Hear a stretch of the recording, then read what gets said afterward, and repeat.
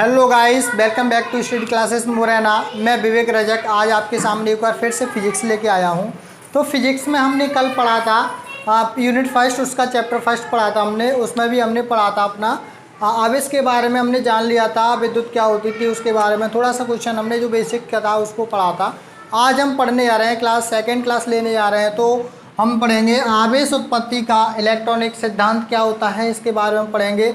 इसमें इलेक्ट्रॉन्स के सिद्धांत के जो सिद्धांत है उसको पढ़ेंगे बिल्कुल डिटेल से, कैसे उसमें इलेक्ट्रॉन्स की उत्पत्ति होती है, क्या होता है, सब कुछ पढ़ेंगे। तो हम बात करते हैं इलेक्ट्रॉनिक सिद्धांत यानी आवेश उत्पत्ति का इलेक्ट्रॉनिक सिद्धांत। तो सबसे पहले हम बात करते हैं कि कोई भी अगर मैं पदार्थ होता है, किसी भी पदार्थ क्या से मिलकर बना होता है, अपना परमाणु से मिलकर बना होता है। तो परमाणु, तो मैंने कोई मान लिया जैसे कि ये अपना एक परमाणु है, तो परमाणु के नाभिक भी होता है, बीच में नाभिक होता है।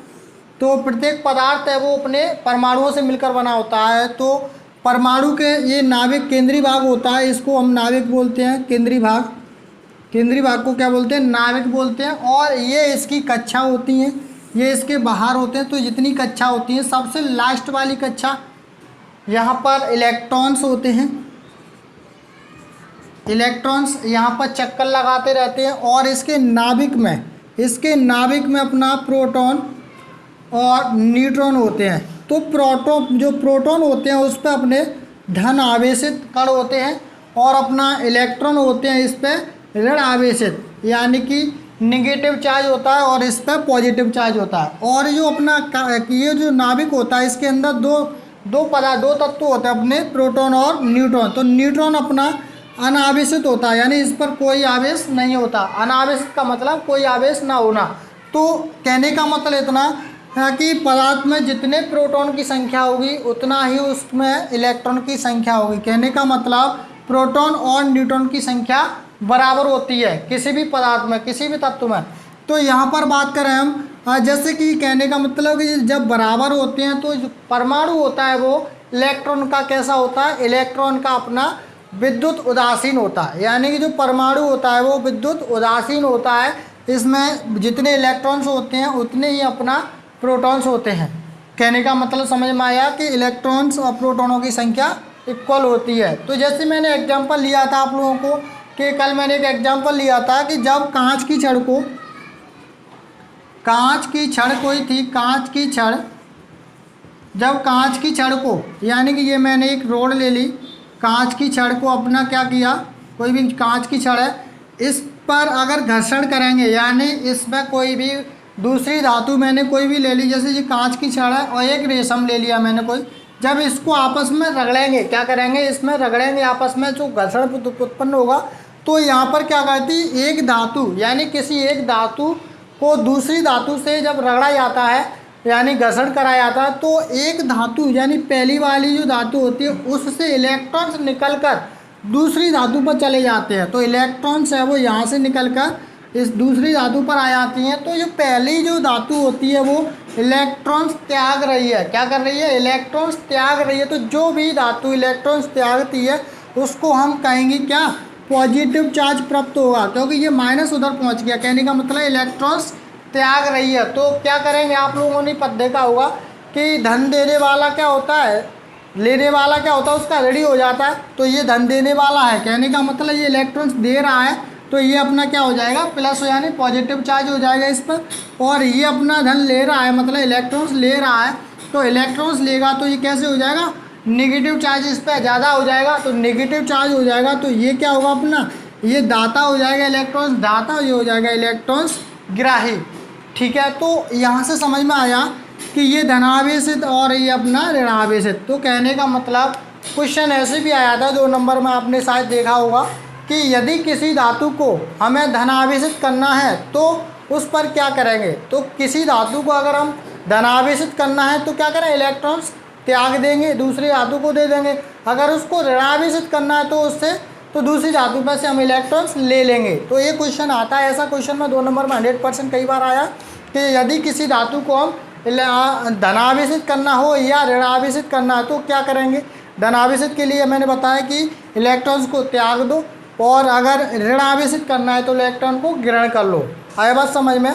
तो अब हम पढ़ेंगे ये चीज़ आई अपनी समझ में, इलेक्ट्रॉन्स उत्पत्ति यानी आवेश उत्पत्ति का इलेक्ट्रॉनिक सिद्धांत इसी को कहते हैं। और हमने एक एग्जांपल लिया था, वो मैंने कल दिखाई दिया है कि जब कांच की छड़ को रेशम से टकराया जाता है यानी कि रगड़ा जाता है, तो कांच की छड़ से इलेक्ट्रॉन्स निकलकर रेशम पर चले जाते हैं, तो जिसके कारण कांच की जो छड़ है वो अपनी धनावेशित हो जाती है और इलेक्ट्रॉन्स इस पर आते हैं रेशम पर, तो ये इलेक्ट्रॉन आने के कारण ये अपनी ऋणावेशित हो जाती है। इसका मतलब ये वाली छड़ अपनी धनावेशित हो गई और ये वाली ऋणावेशित हो गई। लेकिन इसका जो कॉम्बिनेशन है यानी इलेक्ट्रॉन्स और प्रोटॉन, दोनों इलेक्ट्रॉन और प्रोटॉन क्या होते हैं, इक्वल होते हैं, इसीलिए विद्युत के उदासीन होते हैं। तो अब एक क्वेश्चन पढ़ते हैं हम। कुछ धातुएं होती हैं जिनको आपस में रगड़ा जाता है कुछ वस्तुओं को, तो किस वस्तु पर अपना धनावेशित होती है, कौन सी धातु है या कौन सी वस्तु अपनी ऋण आवेशित होती है, ये हम देखें। तो यहाँ पर एक तालिका बना दी है मैंने, यहाँ पर कुछ वस्तुएं दी हुई हैं तो मैंने यहाँ पर एक तालिका बना दी हुई है। तो यहाँ पर कुछ वस्तुएं दी हुई हैं, 2 वस्तुएं दी हैं, जैसे कांच और रेशम, एबोनाइट या और फर या फलालेट, और दूसरी ऊन और प्लास्टिक, ऊन और रबड़, यानी कुछ वस्तुएं दी हुई हैं। यहाँ पर इस पर जब कांच और रेशम को जब आपस में रगड़ाया गया यानी उसको जब घर्षण कराया, तो मैंने बताया कांच पर क्या पॉजिटिव चार्ज आ गया था यानी कि धनावेशित की गई थी, और ये जो रेशम थी उसको ऋणावेशित आ गया यानी नेगेटिव चार्ज आया। ऐसे ही मैंने यहाँ पर एबोनाइट और फर या फनालेट, इसका एक ही नाम है फर या फनालेट। तो यहाँ पर जो फनानेल होता है उस पर प्लस आयन हो जाता है यानी प्लस आयन यानी पॉजिटिव चार्ज आ जाता है, और जो एबोनाइट की जो छड़ होती है उस पर ऋण आवेशित हो जाती है वो। ऐसे ही मैंने यहाँ पर ऊन और प्लास्टिक को लिया, तो ऊन अपनी क्या हो गई धनावेशित यानी इस पर पॉजिटिव चार्ज आ गया, और प्लास्टिक पर ऋण आवेशित यानी कि नेगेटिव चार्ज आ गया।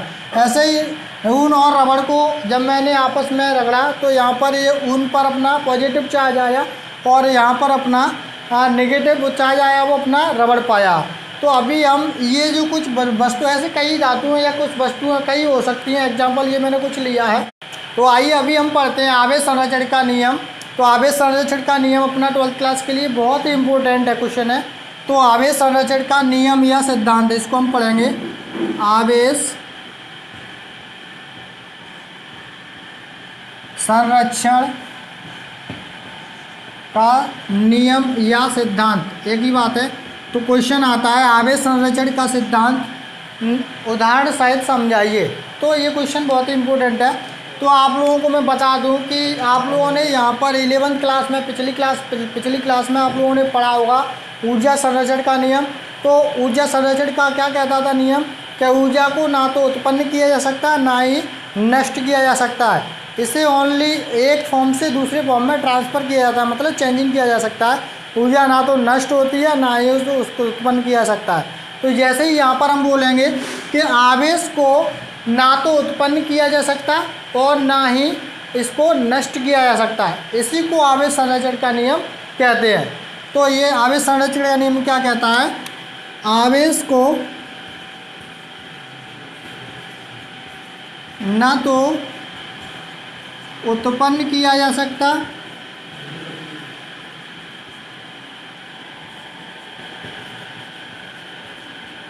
और ना ही इसे नष्ट किया जा सकता।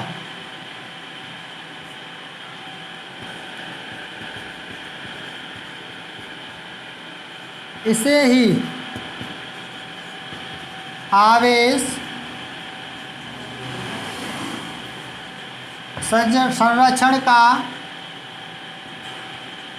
नियम या सिद्धांत कहते हैं। आया समझ में। तो आवेश को ना तो उत्पन्न किया जा सकता और ना ही नष्ट किया जा सकता, इसी को आवेश संरक्षण का नियम कहते हैं।